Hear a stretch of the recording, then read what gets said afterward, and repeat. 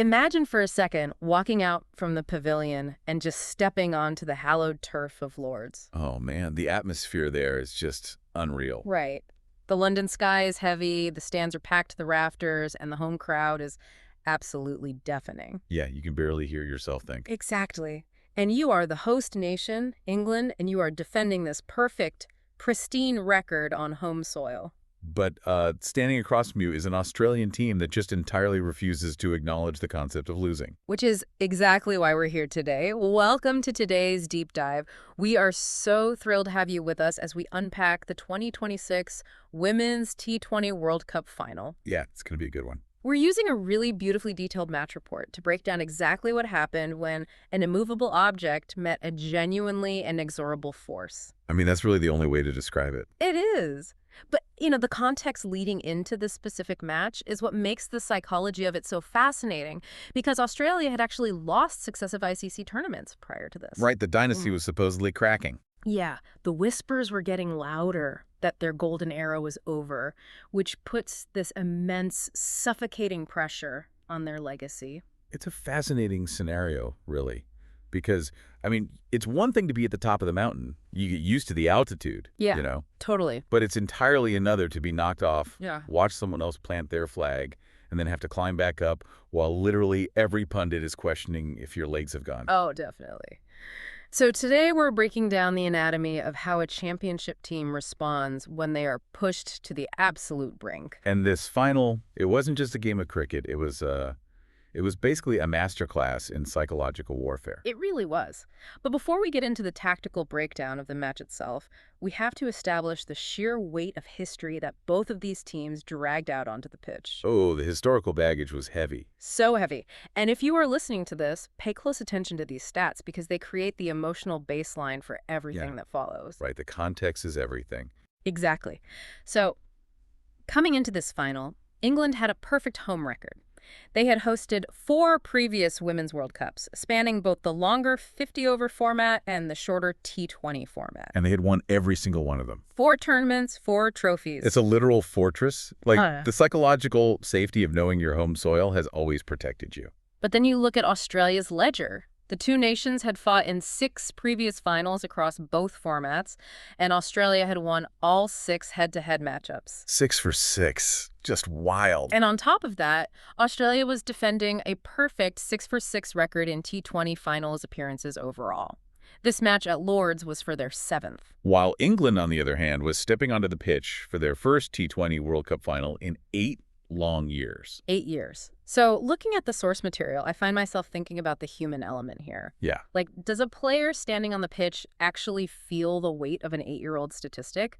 I tend to think about it like walking into a high-stakes job interview. That's a great analogy. Right. There is a very real physiological difference between walking into a building knowing the company has never hired someone with your background versus walking in knowing you have literally aced every single interview you have ever had in your life. The confidence difference is night and day. Exactly. Yeah. Does that historical baggage dictate the present moment? The short answer is yes. It absolutely manifests physically. When you're England, walking out at Lord's in front of a roaring home crowd, that 8-year final drought isn't just some number on a broadcaster's graphic. It's real. It's a tangible presence in the dressing room.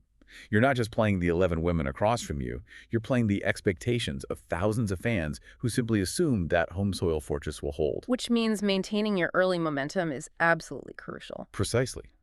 The human brain is a pattern recognition machine.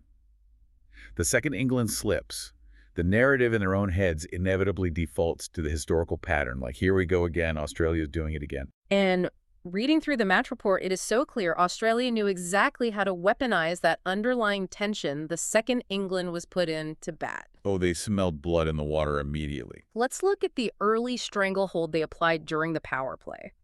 And for those who might not watch a lot of T20 cricket, the power play is the first 6 overs of the innings where fielding restrictions are in place. Right, so the batting team usually takes massive risks to score quickly. Exactly. So Australia opens their bowling with Lucy Hamilton. She was tipped as this massive weapon, but coming into the final, she had 0 wickets in the entire tournament. 0. But on the second ball of her spell, she gets England's Amy Jones to flick at a drive, and she's caught at backward point. I want to pause here because the geometry of that dismissal is fascinating. It really is, because backward point is a fielding position that requires unnatural reflexes. You're standing square, the wicket slightly behind the batter. Which means you have virtually no time to react. Exactly. When a batter slashes hard at a fast delivery, the ball is traveling at immense speed. You have fractions of a second. But tactically, getting that wicket is the ultimate vindication of the Australian captain's faith. Because she backed a bowler who hadn't taken a single wicket. Right. It requires immense trust in the underlying metrics, her pace, her trajectory, her release point. The captain knew the process was right, even if the results hadn't shown up yet. And getting that result on the second ball of a World Cup final sends a terrifying message to the England dressing room. Definitely. But, Australia's execution wasn't completely flawless. No, it wasn't, which is where the individual brilliance comes in. In the fifth over, the Australian bowler Annabelle Sutherland is having a genuinely rough time. Yeah, she gives up 12 runs in her first 4 balls. 2 boundaries and a no ball, which is an illegal delivery where the bowler oversteps the crease. So the momentum is visibly tipping toward England. But then, the Australian wicketkeeper, Beth Mooney, pulls off something extraordinary. Unbelievable catch. Sutherland gets England's Danny Wyatt-Hodge to edge the ball. And Wyatt-Hodge was the leading run scorer of the entire 2026 tournament. She's the prize wicket. Yeah, she's the engine. The ball deflects off her glove and flies down the leg side. Mooney parries the initial chance, the ball pops up, and she makes this incredible, instinctive diving catch on the rebound. It was so slight, the umpire didn't even give it out initially. Right. Australia had to use DRS, the decision review system, basically those ultra slow motion cameras and audio sensors, just to prove the ball brushed the glove. Which is crazy. Beth Mooney completely neutralized a disastrous over from her own bowler with sheer acrobatic brilliance. We really need to break down the biomechanics of a wicketkeeper catch like that because it's devastating. Well, Mooney's momentum is entirely shifting the wrong way as the ball is delivered. She's tracking a hard leather sphere, traveling at immense speed. And then there's that microdeflection. Exactly. It alters the trajectory entirely. Mooney has to halt her kinetic momentum, readjust her body midair, parry the ball, locate it again visually while falling, and secure the catch before hitting the ground. It's a profound physical feat. I have to imagine that losing your most aggressive scorer that early creates a massive ripple effect down the rest of the batting order. It absolutely does. If you take out the engine, the driver suddenly has to change their entire approach. Which forced the England captain, Nat Sciver-Brunt, into an anchoring role. Yes, exactly. In T20 cricket, the anchor is the player who sacrifices their own aggressive strike rate to ensure the team doesn't lose all their wickets and collapse. So she couldn't play her natural, expansive game. Not at all. She was entirely shackled for the remainder of the power play because she knew the statistical reality. If she got out, the innings was effectively over. So that single catch restricted England to a dismal 39 for 2 in the power play. Australia didn't just take a wicket, they mentally boxed the England captain into a corner. Yeah, they threw a heavy blanket over England's top order. But, in a T20 match, you can't hold your breath for 40 overs. England was suffocating, which forced them to take incredibly high-risk swings just to find some oxygen. Which brings us to the middle over fight back. Right, starting with Alice Capsey. After a really hesitant start, Capsey suddenly explodes in the 9th over against the Australian spinner Ash Gardner. She hauls a full toss through the leg side, hits the very first 6 of the day over wide, long on, and follows it with a drilled 4. 16 runs in the over.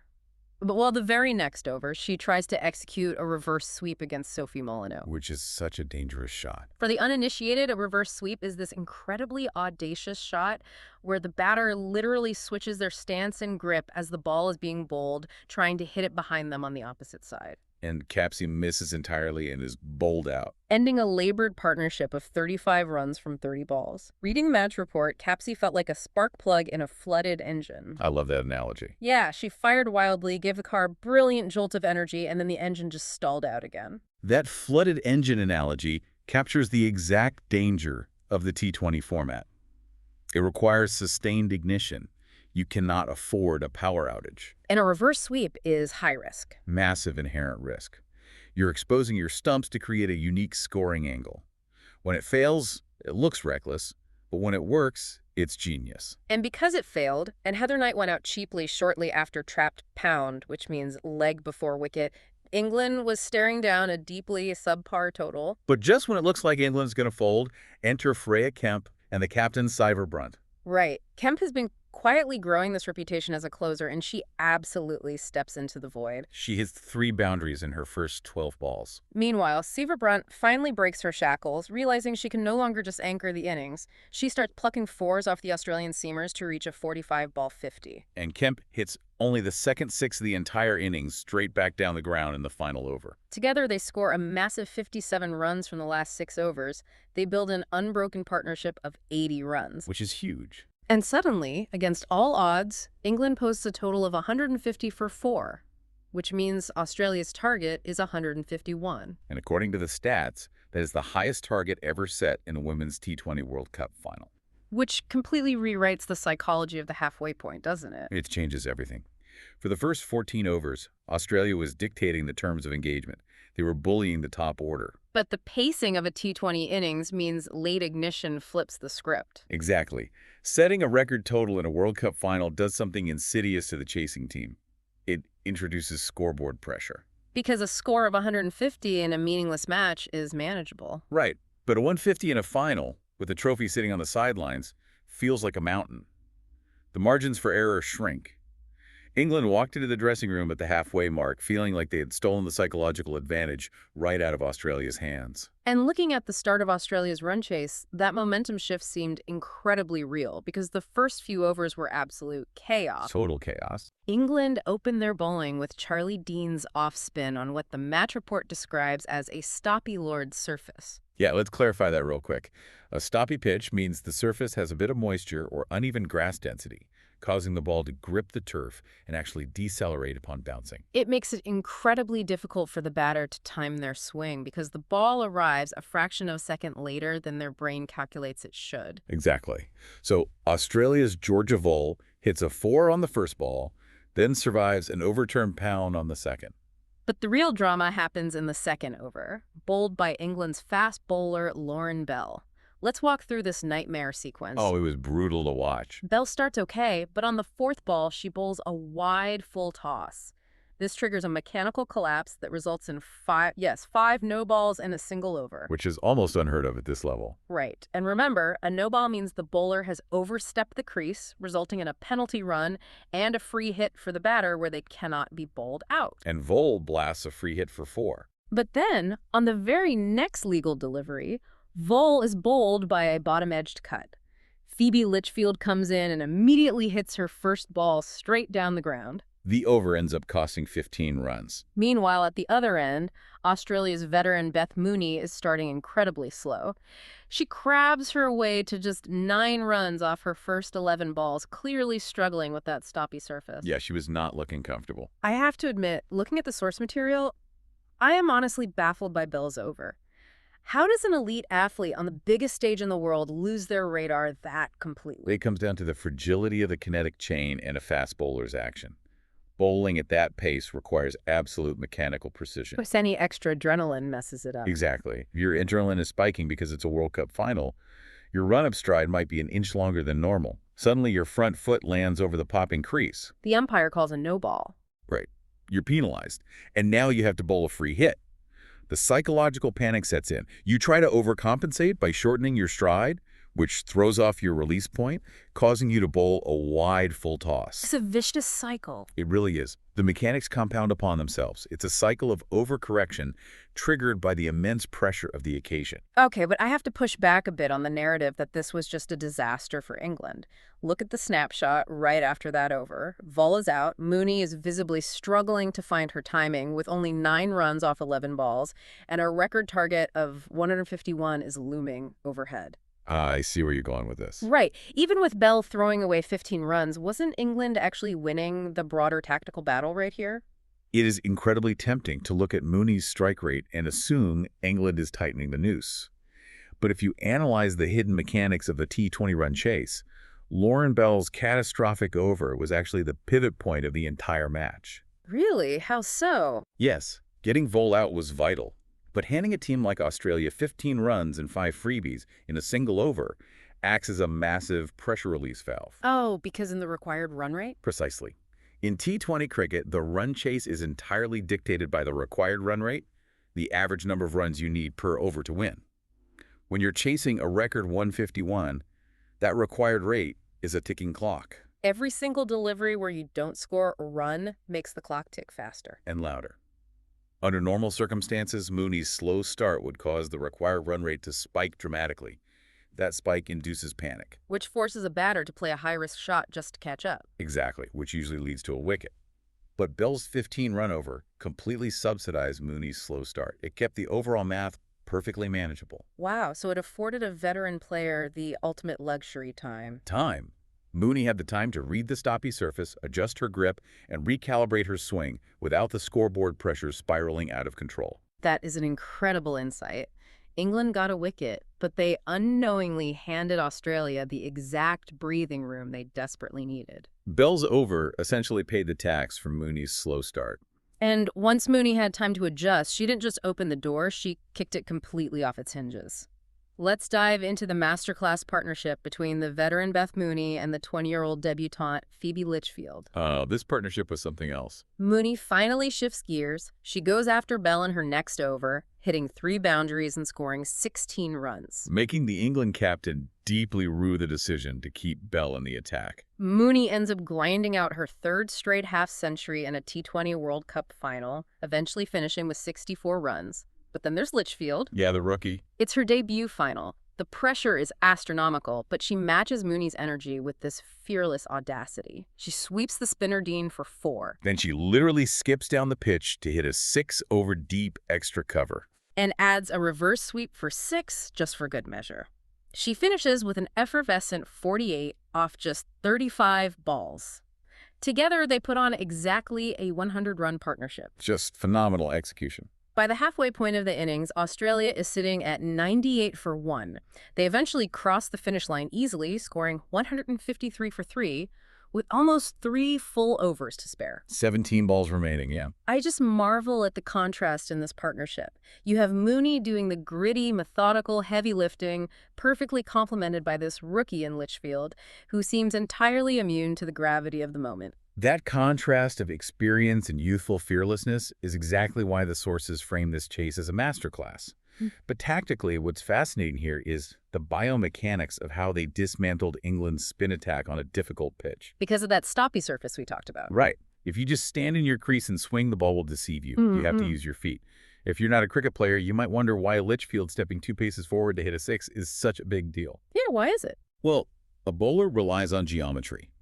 They aim for a specific spot on the pitch, a good length, where the batter is paralyzed, unsure whether to step forward or back. Oh, I see. By physically skipping down the pitch before the ball bounces, Litchfield ruins the bowler's geometry. She turns a dangerous bouncing delivery into a harmless full toss. It destroys the bowler's confidence because their target zone is suddenly completely compromised. Exactly. It forces the bowler to constantly second-guess their release point. They can't settle into any kind of rhythm. And by manipulating the bowler's lengths and picking up regular boundaries, Mooney and Litchfield effectively applied a tightening vice grip on England's defense. They didn't rely on explosive, violent swings every ball. It was a slow, methodical restriction of options. They squeezed the margins tighter and tighter. They denied England any string of dot balls, completely depriving them of oxygen in the contest. By reaching 98 for 1 at the halfway point, the vice was completely shut. The battle was over. The second half of the innings was nothing more than a victory lap. A victory lap that cemented a dynasty. So what does this all mean? To pull everything together, Australia walked into the Lions' Den at Lord's.